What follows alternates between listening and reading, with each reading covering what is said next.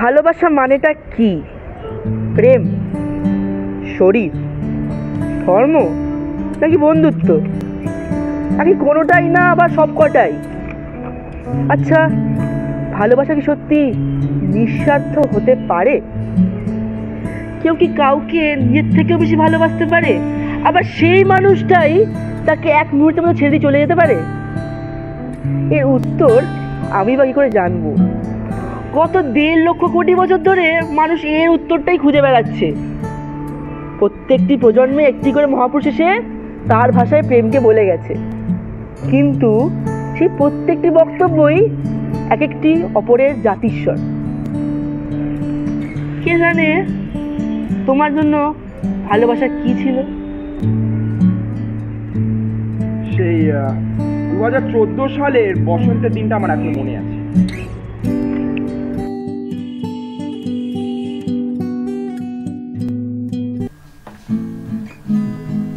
And you want to travel with her, and you want to travel blind, and you know that she will trust you, for you've touched her perfect body with your mind.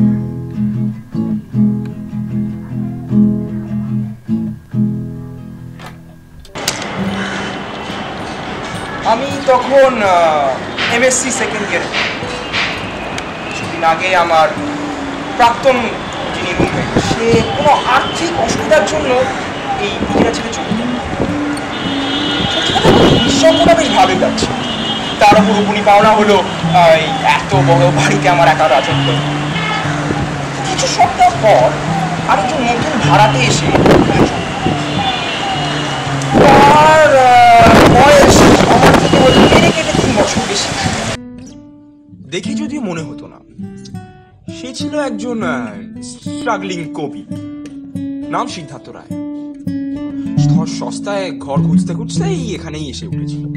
যদিও তার শরীরে একটা বেশ রুগ্ন আর অসুখের ছাপ ছিল।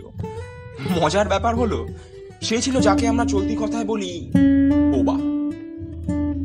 যদিও পুরোপুরি বোবা না, কিন্তু কি সব অসুখের জন্য তার ভোকাল কর্ডটা কোনো কারণে কাটা যায়, তাই সে বিশেষ কথা বলতে পারত। অবশ্য ইনি বিশেষ কথা বলতে চাইতেও না, আমি জিজ্ঞাসা করিনি। এইসব বাধা বিপত্তির সত্ত্বেও আমাদের বন্ধুত্ব বেশ প্রবল ও নিবিড় হয়ে উঠেছিল। সে মাঝে মধ্যেই আমাকে এরম একটা দুটো কবিতা বা গান লিখে দিত। আমি না তখন বুঝি, আচ্ছা বুঝলেই বা কি, আমি কি শুনে যেতাম। কিন্তু সে তো কাছের বন্ধু ছিল। সেই চোখগুলো, কথাবার্তা, ভাবনা, চিন্তা, স্পর্শ আমাদের এই দৈনন্দিন কালো সাদা জীবনে একটু হলেও রং আনতো। যে এই জিনিসটা আগে জানতাম, তাহলে কি সব আলাদা হয়ে যেত?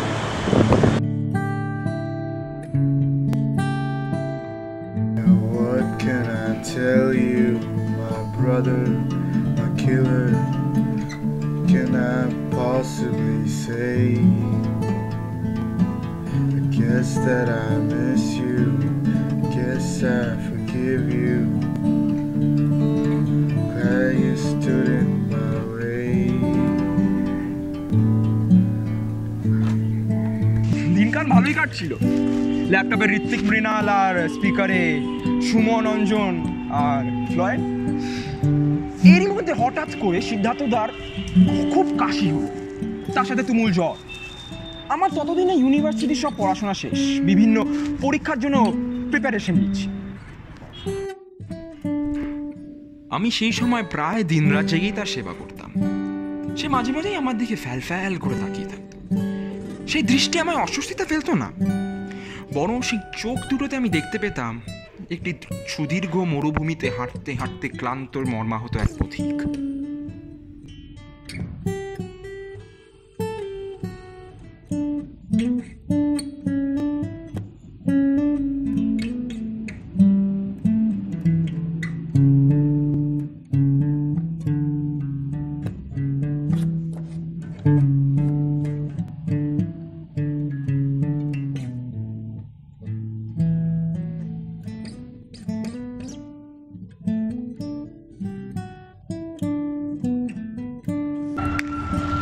আচ্ছা, ভালোবাসা তো শুধু আকর্ষণের আরেক নাম। কিন্তু এটা কি শুধু শারীরিক আকর্ষণ, মানে আত্মার কোনো দাম নেই? একজনকে যত্ন করা, একজনকে তার ভালো চাওয়া, আচ্ছা এটাও তো ভালোবাসা হতে পারে। কে এরকম এসে বলে গেছে, এরকম দাড়ি টেনে গেছে যে এই এতটা অবধি শুধু বন্ধুত্ব আর এইটাই ভালোবাসা?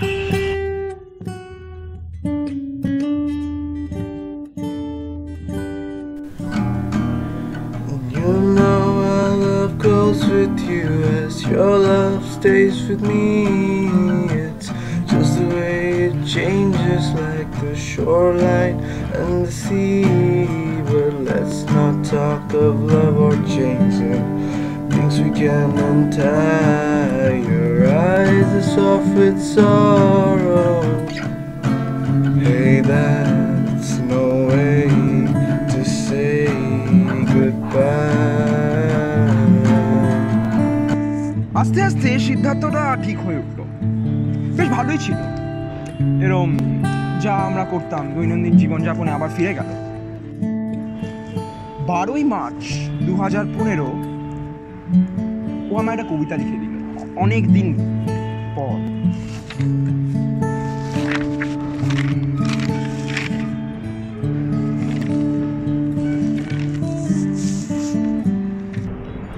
আমার দীর্ঘ অসুস্থতার শয্যার পাশে আর কারুকে নয়, শুধু তোমাকেই দেখতে পেলাম। ভোরের এক ঝাঁক গন্ধমাখা তাজা হাওয়ার মতো তুমি এলে, বারবার তুমিই শুধু এলে, তুমি এলে। আমার ভালো থাকা দেখতে তুমি এলে, আমায় ভালো রাখতে তুমি এলে। তুমি চলে গেলে দুই দিকে, একদিকে রোদ ঝলমলে সবুজ এক প্রান্তর, বিচিত্র কত মানুষ সেখানে খেলা করছে, অন্যদিকে আলোর ঐশ্বর্য ভরা এক সমুদ্র, আলোর ফেনা, আলোর স্রোত, আলোতে ভরা দিগন্ত। আমি দুদিকেই যেতে পারতাম, আবার আগের মতো ভেসে যেতে পারতাম ওই রোদ ঝলমলে প্রান্তরে, অথবা ভাসতে পারি ওই অথই বন্যায়। তবে যেখানেই যাই না কেন, শুধু আলো, আলো আর আলো। এত কিছু সন্ধান আমায় কে দিত, যদি না আমার দীর্ঘ অসুস্থতার শয্যার পাশে তুমি এসে দাঁড়াতে।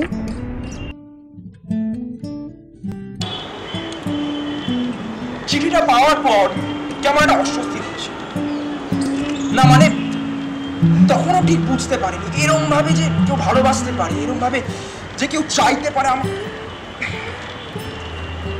আমার ওই বারবার আমার বাড়ির ওই মানিকতলার পুরোনো ভাঙা বাড়িটা, ওই ভাঙাচোরা লোকজন এই মানদাতার ন্যায় নীতিগুলোকে বারবার প্রশ্ন করতে ইচ্ছা করছিল, জিজ্ঞেস করতে ইচ্ছা করছিল যে এই যে আজকালের এই দুনিয়াতে যেখানে এত হিংসা, এত শত্রুতা, সেখানে কি, যেখানে একটুখানি ভালো জিনিস খুঁজে পাওয়া যায় না, সেখানে এতটুকু ভালোবাসাকে এতটাই অপ্রয়োজনীয়। সিদ্ধার্থটাও কি খুঁজেছিল ভালোবাসা? পরের দিন কলেজ স্ট্রিট গেছিলাম, একটু কাজ ছিল।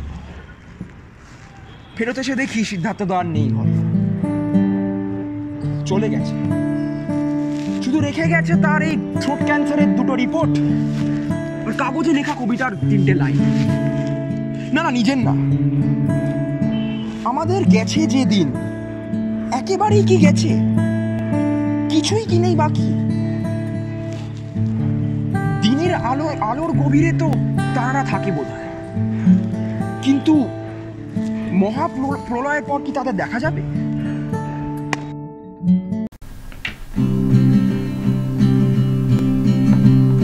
আমার জানলা দিয়ে একটুখানি আকাশ দেখা যায়, একটু বর্ষা, একটু গ্রীষ্ম, একটুখানি শীত। সেই একটুখানি চোখ ছবি আঁকড়ে ধরে রাখি আমার জানলা দিয়ে আমার পৃথিবী।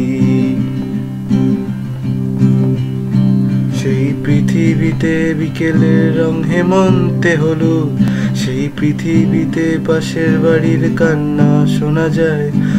পৃথিবীটা বড়ই ছোট আমার জানালায়, আমার জানলা দিয়ে আমার পৃথিবী।